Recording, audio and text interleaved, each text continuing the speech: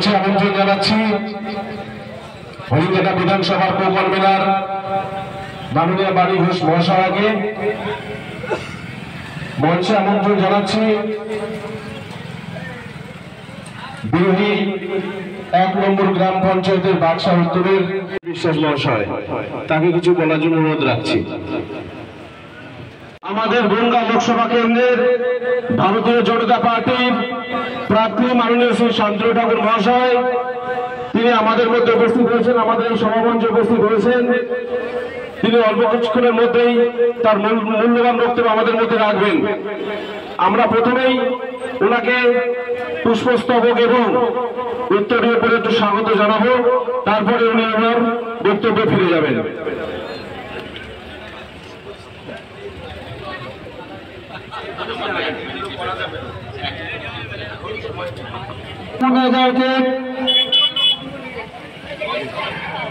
অমৃত পাল মহাশয়।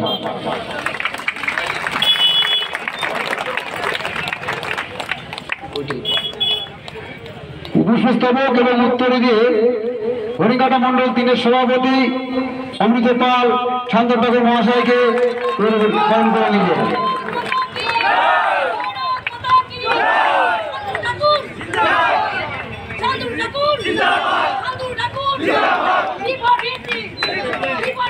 जिंदाबाद जिंदाबाद जिंदाबाद जिंदाबाद जिंदाबाद।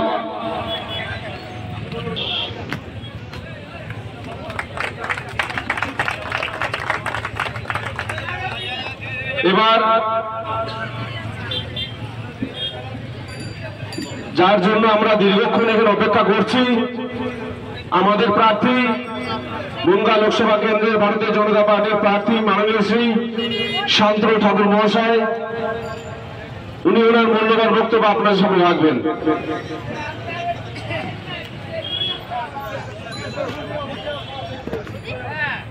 বলুন ভারত মাতা কি।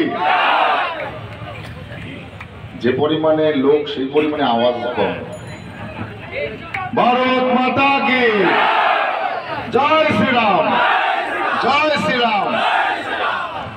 নমস্কার। আজকে বিরোহী বাজারে আমাদের ভারতীয় জনতা পার্টির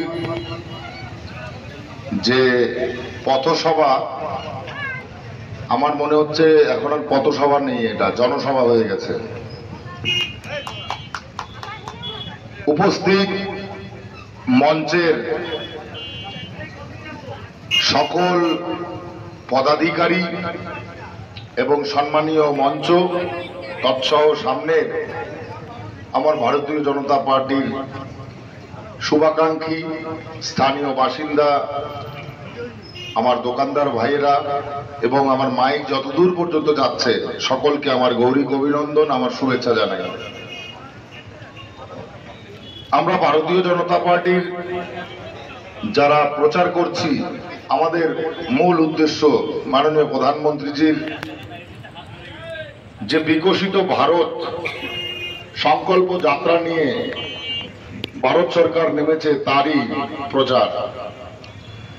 আমরা জানি যে বিকশিত ভারত যে যাত্রা, তার জন্য মাননীয় প্রধানমন্ত্রীজি 170টার উপরে প্রকল্প খুলেছেন এবং এই প্রকল্পগুলোকে পশ্চিমবঙ্গে বাস্তবায়ন করবার জন্য অনেক প্রচেষ্টা চলেছে, কিন্তু দেখা গেল পশ্চিমবঙ্গের সরকার এই প্রকল্পগুলো নিয়ে সাধারণ মানুষের সঙ্গে মিথ্যাচার এবং ছিনিমিনি খেলেছে, যার জন্য সেন্ট্রাল গভর্নমেন্ট আবাস যোজনা বন্ধ করে দিয়েছে, যার জন্য সেন্ট্রাল গভর্নমেন্ট সড়ক যোজনা বন্ধ করে দিয়েছে। আবাস যোজনা যে ব্যক্তির পাওয়া উচিত, যে ব্যক্তি দরিদ্র থেকে দরিদ্র সীমার নিচে আছে, তার একটা পাকা বাড়ি দরকার, সে ঘরটা পেল না। টিএমসির একজন ক্যাডার, যার 3তলা বাড়ি, তার বাড়িতে 3খানা প্রধানমন্ত্রী আবাস যোজনার ঘর দেখলাম। আমি জিজ্ঞেস করলাম কি ব্যাপার, এনারও কি আবাস যোজনা লাগছে? 3তলা বাড়ি দিয়ে কি করছেন উনি?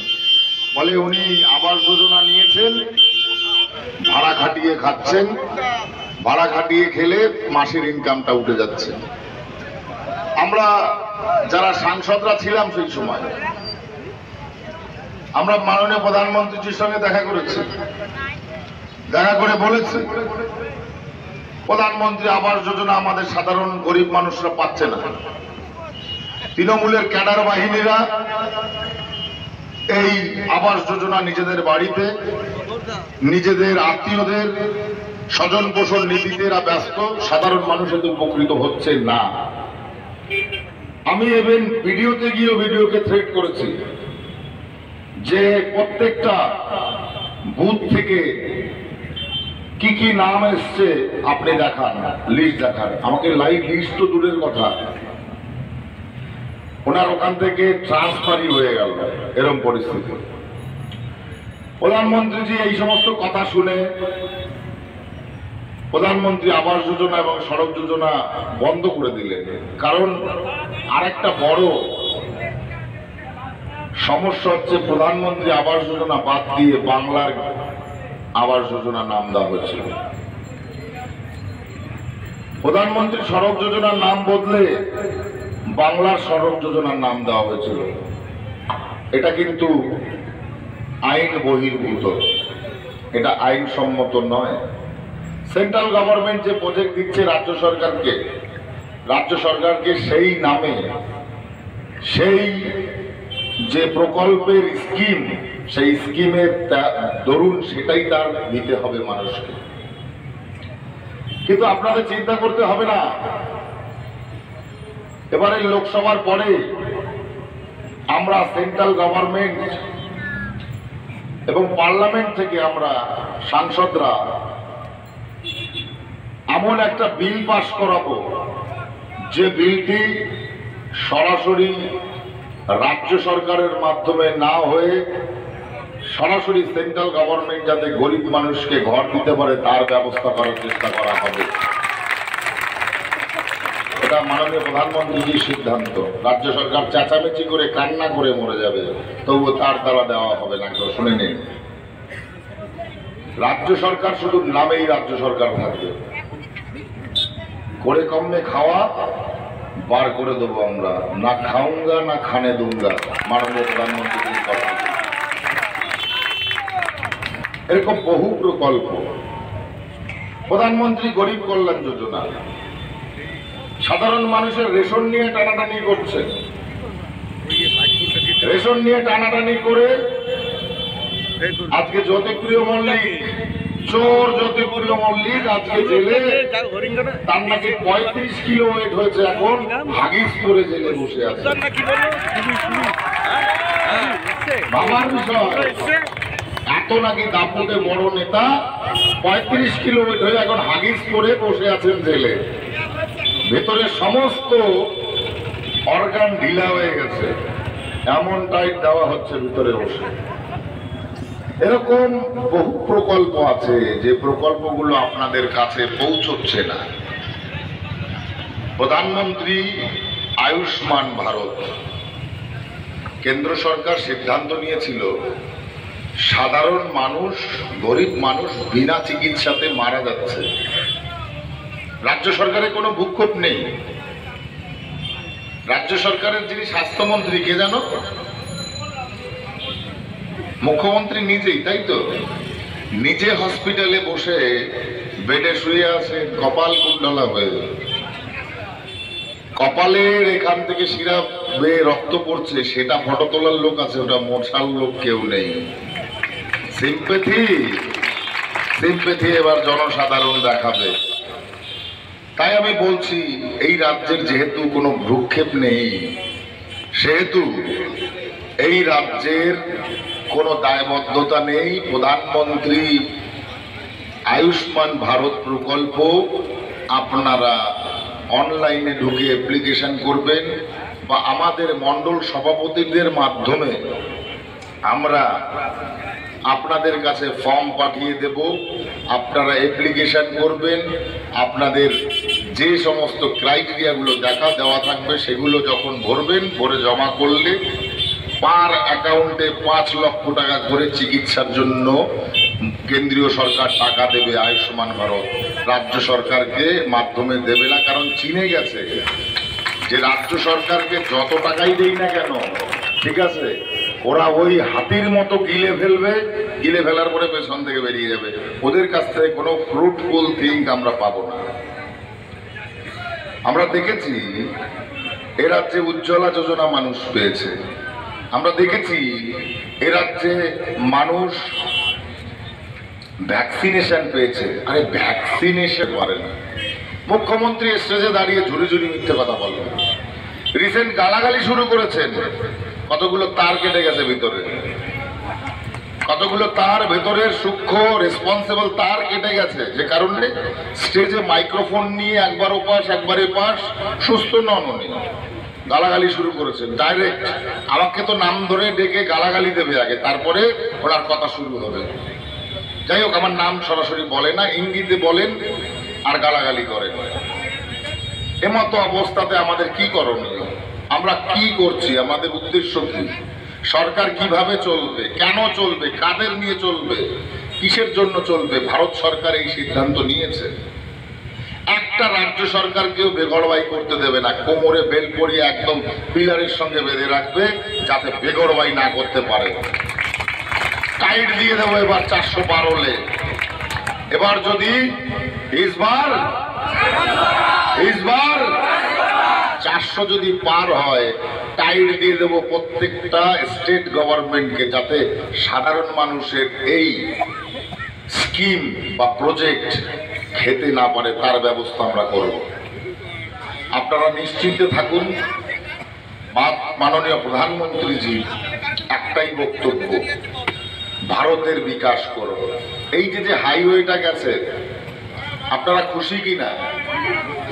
এখান থেকে যাতায়াত করতে নিচের থেকে অনেক সুবিধা হচ্ছে না? এইরকম হাইওয়ে আর প্রধানমন্ত্রী সড়ক যোজনায় লাস্ট 10 বছরে 3.5 লক্ষ কিলোমিটার রাস্তা তৈরি হয়েছে ভারতবর্ষে, এটা বিশ্ব রেকর্ড। প্রত্যেক দিন 25 কিলোমিটার করে রাস্তা তৈরি হচ্ছে, এটা সারা বিশ্বে একটা রেকর্ড তৈরি করেছে ভারত। ভারতবর্ষের কেন্দ্রে নয়, দিল্লিতে নয়, প্রত্যেকটা স্টেটে তার সুবিধা পাইয়ে দেওয়া, সাধারণ মানুষের কাছে, যারা গরিব মানুষ তাদের কাছে বিভিন্ন প্রজেক্টের মাধ্যমে স্কিম করে তার যে ইনকাম সোর্স, সেই ইনকাম সোর্সটা যাতে খরচা না হয় তার নিজের এই সমস্ত দুর্বলতার কারণগুলোতে, তার জন্য উজ্জ্বলা যোজনা, প্রধানমন্ত্রী আবাস যোজনা, প্রধানমন্ত্রী কিষাণ সম্মান নিধি যোজনা, প্রধানমন্ত্রী আয়ুষ্মান ভারত, বেটি বাঁচাও বেটি পড়াও, মাতৃবন্ধন যোজনা সরকার দিতে। গরু ছাগলের মতো লোকজন ঘুরে বেড়াবে, তার কোনো কাউন্টিং থাকবে না, এটা হতে পারে? প্রত্যেকটা প্রগতিশীল দেশে তার মানুষের মাথা পিছু তার যে ইনকাম, সেই ইনকাম নির্ভর করে সেই দেশের অর্থনীতির উপরে। আর অর্থনীতি তখন মজবুত হয় যখন সেই দেশের যারা নাগরিক আছে সেই নাগরিকদের রেসপন্সিবিলিটি বাড়ে। আর রেসপন্সিবিলিটি তখন বাড়ে যখন সরকার তাদের উপরে গুরুত্ব দেয়। আর সরকার যখন তাদের উপর গুরুত্ব দেয়, তাদের নিজেদের আত্মবিশ্বাস বাড়ে কর্মের প্রতি। যখন কর্মের প্রতি আত্মবিশ্বাস বাড়ে, তখন তারা বিভিন্ন শিল্পের সঙ্গে যুক্ত হয়, কাজ করার জন্য যুক্ত হয়, কনফিডেন্টলি তারা টাকা ইনকাম করে। যে কারণে মাননীয় প্রধানমন্ত্রী বলেছেন যে সবকা সাথ, সবকা বিকাশ, সবকা বিশ্বাস আর সবকা প্রয়াস। আর তার জন্য দরকার লোকাল ফর ভোকাল প্রোডাক্টকে হাইলাইট করা। ছিল তাদেরকে ভারত সরকার আইন তৈরি করে সেটেলমেন্ট দিয়েছিল, জানেন তো সকলে। বিভিন্ন জায়গায় সেটেলমেন্ট দিয়েছে না, উত্তরাখণ্ড, মালকানগিরি, দণ্ডকরণ্য, তারপরে নৈনিতাল, এদিকে উত্তরপ্রদেশ, তারপরে মধ্যপ্রদেশ, মহারাষ্ট্র। এই সেটেলমেন্ট প্রথা চলল 71 পর্যন্ত। আপনারা সকলেই, অনেকে যারা বয়স্ক ব্যক্তি এখানে জানেন যে জিন্নাহ ঘোষণা দিয়েছিল পাকিস্তান ইসলাম কান্ট্রি, ঠিক কিনা? ঠিক কিনা? তাহলে 71 সালে বাংলাদেশ ভাষা আন্দোলনের ফলে কি হলো? এই পূর্ব পাকিস্তান ভাষা আন্দোলনের মাধ্যমে কি হলো? গণপ্রজাতান্ত্রিক বাংলাদেশ, তাই তো? ইসলাম কান্ট্রি আর থাকলো না। ইন্দিরা গান্ধী ওই সময়ের ইন্ডিয়ার প্রধানমন্ত্রী ছিলেন, আর শেখ মুজিবুর তখন বাংলাদেশের প্রধানমন্ত্রী হলেন। এরা দুজনে একটা সংবিধান মতে স্বাক্ষর করেন যে যেহেতু গণপ্রজাতান্ত্রিক বাংলাদেশ এবং গণতান্ত্রিক ইন্ডিয়া ভারত উভয় দেশের মানুষের ভোট দেবার অধিকার আছে, আর মানুষের যখন ভোট দেবার অধিকার সিঙ্গেল থাকে তখন সবার অধিকার সমান হয়, তাই তো? ভোট দেবার অধিকার মানে সবার অধিকার সমান তো, তাই তো? এখন থেকে আর বাংলাদেশ থেকে পালিয়ে কারোর ভারতে যেতে হবে না, ভারত থেকেও আর বাংলাদেশে আসতে হবে না। মানে এপাশের মুসলমানদের কথা বলা হচ্ছে, আর ওপাশের হিন্দু বৌদ্ধ খ্রিস্টান যাদের কথা বলা হচ্ছে তাদের কথা বলা হচ্ছে। এই যে ট্রিটি সাইন, চুক্তি হলো, এই চুক্তির ফলে সংবিধান তৈরি হলো, পার্লামেন্টে আসলো, যার কারণে ৭১-এর পরে যারা ভারতে এসেছে তারা ফ্ল্যাগ ফেস্টন ছিঁড়বে, তত বেশি মানুষ সক্রিয় হবে, আর যত বেশি সক্রিয় হবে তত বেশি মানুষ দৃঢ় প্রতিজ্ঞবদ্ধ হবে যে ভারতীয় জনতা পার্টিকেই জয়লাভ করাবো। যেটা বলছিলেন মাননীয় মুখ্যমন্ত্রী, মাননীয় বলতেই হচ্ছে, তিনি যেভাবে মঞ্চে দাঁড়িয়ে গালিগালাজ শুরু করেছেন, এই বিষয় নিয়ে কি বলবেন? মাথাটা সম্পূর্ণভাবে বিকৃত হয়ে গেছে, কারণ উনি জানছেন আগামীতে ভোটের রেজাল্ট কি হতে চলেছে। অতএব ওনার এই যে কনফিউশন এবং নেগেটিভিটি, সেটাই ওনার বুমেরাং হয়ে ঘুরে আসবে। কুণাল ঘোষকে সরিয়ে দেওয়া হলো, সরিয়ে দেওয়া হলো, স্বাভাবিক ব্যাপার। কুণাল ঘোষ তো আমাদের হয়ে প্রচার করছিলেন, হ্যাঁ, ওনার বিপক্ষে আমাদের হয়ে প্রচার করছিলেন। এখন উনি অনেক অন্তিম সময় পরে গিয়ে জানতে পেরেছেন। দেখা যাচ্ছে আরো দূরে যেতে, ঠিক আছে, হয়ে যাবে। যে আমাদের প্রার্থী বনগাঁ লোকসভা কেন্দ্রে ভারতীয় জনতা পার্টির মাননীয় শ্রী শান্তনু ঠাকুর মহাশয় আজকে আমাদের বিরোহী বাজারের এই সভামঞ্চে এসেছিলেন। তিনি আগামী মূলত 20 মে আমাদের বনগাঁ লোকসভা কেন্দ্রের যে ভোট, সেই ভোট প্রচারে এখানে উপস্থিত হয়েছিলেন, এবং এই উদ্দেশ্যে তিনি যে বার্তাগুলো দিয়েছেন, মূলত গত 5 বছরে কেন্দ্রীয় সরকার কী কী পদক্ষেপ গ্রহণ করেছে ভারতবাসীর জন্য, এবং আগামী দিনে যে কী পদক্ষেপ নিতে চলেছে, এবং বর্তমান পশ্চিমবঙ্গের রাজ্য সরকার যে সমস্ত জায়গায় দুর্নীতি ঘটিয়েছে, সাধারণ মানুষের যেখানে ক্ষতি হয়েছে তাদের প্রাপ্যটা তাদের কাছে গিয়ে পৌঁছায়নি, এবং এর সাথে সাথে সিএ সংক্রান্ত বিষয়ে তিনি তার মূল্যবান বক্তব্য আমাদের বিরোধী বাজারে দিয়ে গিয়েছেন। নাম পরিচয়? আমার নাম অমৃত পাল, ভারতীয় জনতা পার্টির হরিণঘাটা 3 নম্বর মণ্ডলের সভাপতি।